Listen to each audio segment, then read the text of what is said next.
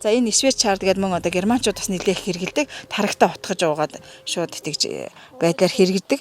Тий, халуун усан дүүрээ тэгээд хэрчээ тарагтаа хольж яадаг ийм том Швейцард гэдэг ногоо байна. Одоо яг манайх энэ нөхцөлд яагаад ингэ томор ургуулсан байна гэхээр үрийг авах зорилттой. Бид нар үрийг аваад хүмүүст одоо үрийг тарааж өгөх зорилттой тарьсан байгаа. А тэнд болохон зэрэг бөөцөн мөн одоо үрийг авах зорилгоор ингээд хөгшрүүлээд ургуулж байна. За үүнээс гадна бид нэр ямар ногоо гэхээр зэрэг салаадны ногоонууд байгаа. Эдний мөн одоо маш их витаминлэг бас богинохон хугацаанд ургацдаг ийм ногоо бас метрик хавдраадаас 5-6 мянган төгрөгийн одоо орлого олж болох үцээр тийм одоо салаатны ногоог бид нэр тарж ургуулж байна. Эдний одоо гол арчилгаа нь юу вэ гэхээр зэрэг хөрс нь бол нэлээд үржил шимтэй сайн хөрс байх ёстой. Бууцаар одоо мөн одоо сангасны усмалаар сайн борцсон байх ёстой. А түүнээс гадна болохон зэрэг услага өдөрт одоо нэг удаа ямар ч байсан услана. За энэ гол арчилгаа нь бол тэр байгаа. А тэгээд бид нэр яадаг вөхөр эхлээд үрчлэгийг ургуулчаад ингээд нэг нэгээр нь ингээд шилжүүл сулгадаг. Энэ тийм нарийн ажиллагаатай. Тэгээд ингээд шилжүүл сулгасан яагаас сулгаж байгаа вэ гэхээр хэрвээ ингээд нэг дор бөөнд нь тарьчих юм бол энэ чинь жижигхэн давжаа ургаж байгаа. Нэг болвол нэг хэсэг нэг том даалгавар навч өгч хөгшөрж байна. Энэ шилжүүл сулгасан учраас бид нэр ингээд жигд одоо ургуулж инээ ногоо масыг жигд авч байгаа. Энэ ургалт нь хийчээ дуусах гүйцэх одоо. Одоо энэ ургалт нь гүйцсэн байна бид нар ингээд борлуулж эхэлж байна. Тий. Одоо ингээд энийг хурааж аваад дахиад нэг тарина бид нар. Ингээд жилдээ 2-3 удаа. Одоо 2 дахь борлуулна ахиад тий. Тий. 3 дахь одоо бас тарьж аавна. Ийм одоо ачаал эдийн засгийн ачаал тогтолтой ногоо байж байдаг. Тий. За түүнээс айл болгон одоо хавар эхлэнгүүт ингээд хөлөмжөндөө помидор үгсцээгээ тарьчдаг. А гэтэл нэг борлох хугацаанд бол нэг зэрэг гардаг учраас нэг хэсэг одоо помидор үгсцээ маань одоо зах зээлд борлогдож эхэлдэг. А тэгээд борлогдоод дууссан гут эргөөд үргэлжлээд одоо зарах үгсцээ помидор маань бол зах зээлд одоо ховордож мөн үнэ нь өндөрсөж эхэлдэг. Тэр үед борлуулах зорилгоор бид нар ингэж помидорыг одоо помидор үгсцээ одоо ингэж тарьж байна. Энэ бол одоо намар нэлээд орой 9 сар одоо гарахын үедээ одоо жимсээ өгч урааж аавна. Ийм зорилгоор бид нар одоо ингэж хугацаагийн сөөлжүүл тарьдаг. Тэгээ энд хамгийн гол нь бид нар энд юу хөрсөө сайжруулахын тулд юу хэрэгжилж байгаа гэхээр энэ одоо малын бууц сонины хоргол байгааз тий. Энэ бол хөрсний үржил шимэнд бол маш сайн хөрсөнд одоо бүтэц үүсгэн. Тэгээд мөн ургамалдаа бол шин тижэл болно. Тэрнээс гадна бол энэ юугаар ургацаараа дамжиж гарчиж байгаа тэр помидор үгүрцээ бусад одоо ногоонууд маань яг цэвэр одоо байгалийн гаралтай цэвэр экологийн бүтээгдэхүүн гэдэг утгаараа бол нэлээд одоо ачаалагдaltaй өгдөг учраас бид нэр ихэвчлэн одоо хоньны бууц тийм маань шууны сангасаа ашиглаж бол ингэж юугаа бордоо хийдэг. Тийм. Одоо газар ингээ хагарсан биз дээ би бас хэлчихсэн. Энэ усны явахаараа. Тийм. Утгаар жоох ингэж хагардаг гэж. Тий.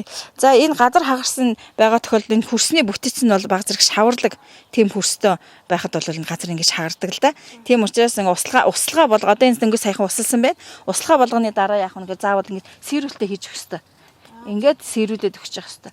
Тэгэхгүй болохын зэрэг энэ шавар барьсан учраас энэ хөрс рүү одоо агаар эрдээс орохгүй. Агаар орохгүй байна гэдэг чинь энэ ургацсан мууд нь энэ ургалтанд багасна. Тэгээд улмаар энэ ургацсан одоо муудч ирнэ.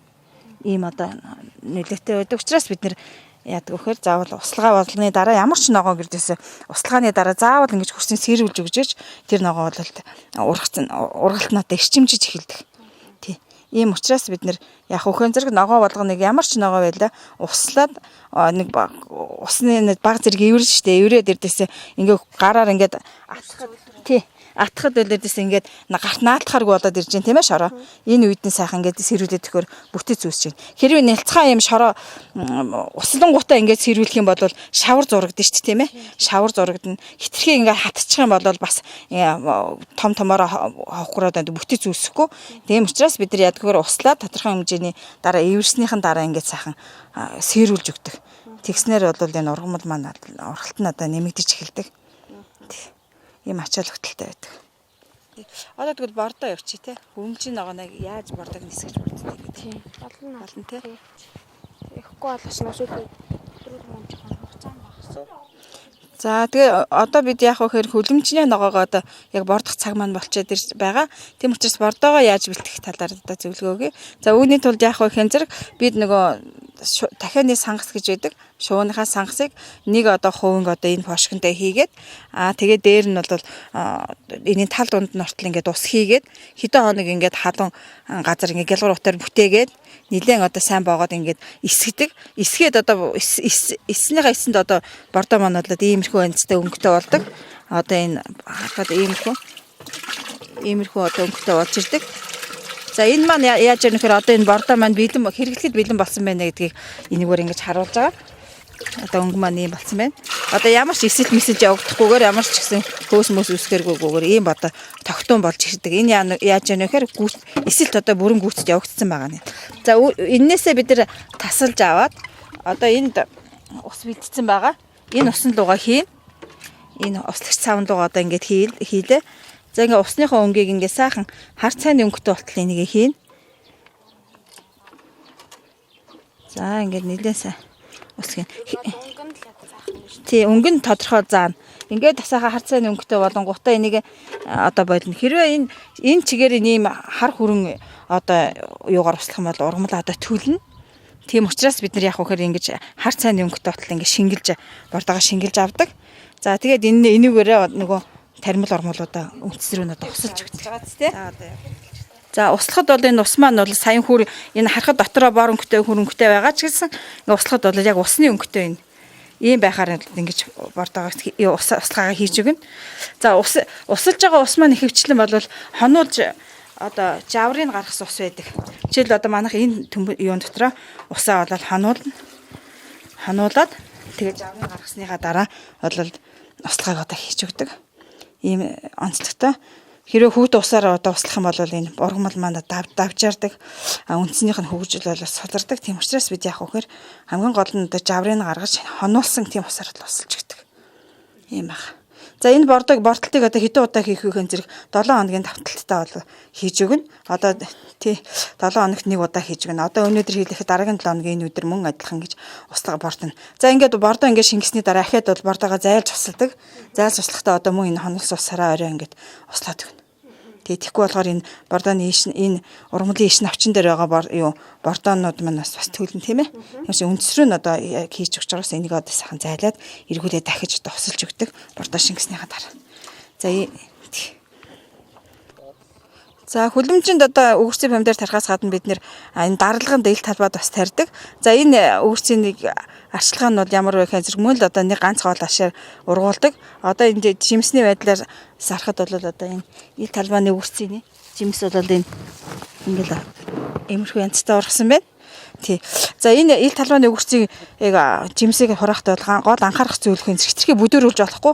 Хэрвээ хитрхи бүдүүрүүлэх юм бол энэ чинь нөгөө дардаг учраас энэ дотор нь одоо голд нь хүн дээрээ хий үүсдэг. Тэр хий үүссэн хий нь бол консервлэх явцад бол тэр агаартай консервлэгдэж энэ чанар нь одоо даршилсан одоо өгөрцийн чанарыг муутгадаг.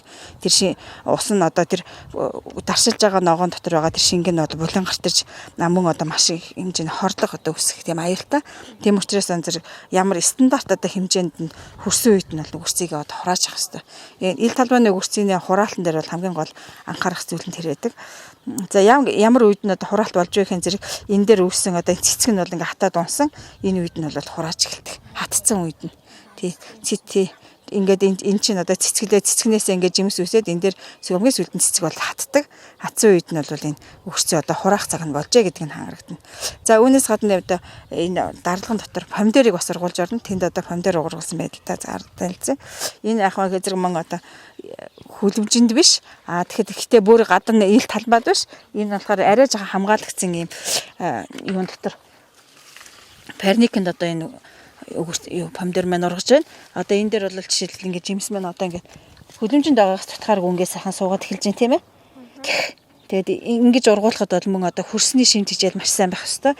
Ер нь тэгээд ямар ч одоо хүлэмжний болон даралгын ногоог ургуулахдаа хөрсийн одоо бэлтгэх маш одоо сайн бэлдэж үржил чимээ сайжруулж яж сайн бордоо хэрэгжилж яж тарих нь бол одоо баг талбайгаас ариу ургах авах одоо тийм нөхцөлийг бүрдүүлж идэг. Танд баярлалаа. За баярлалаа. Та бүхэнд ч баярлалаа. Тэгэхээр төгсөглөө. За манайд өнөөдрийн хичээлээр хүлэмжний ногоо түүний одоо арчилгаат бордооны тухай хичээл явагдлаа. Та бүхнийг одоо анхаарал тавьсан тэгэхээр баярлалаа.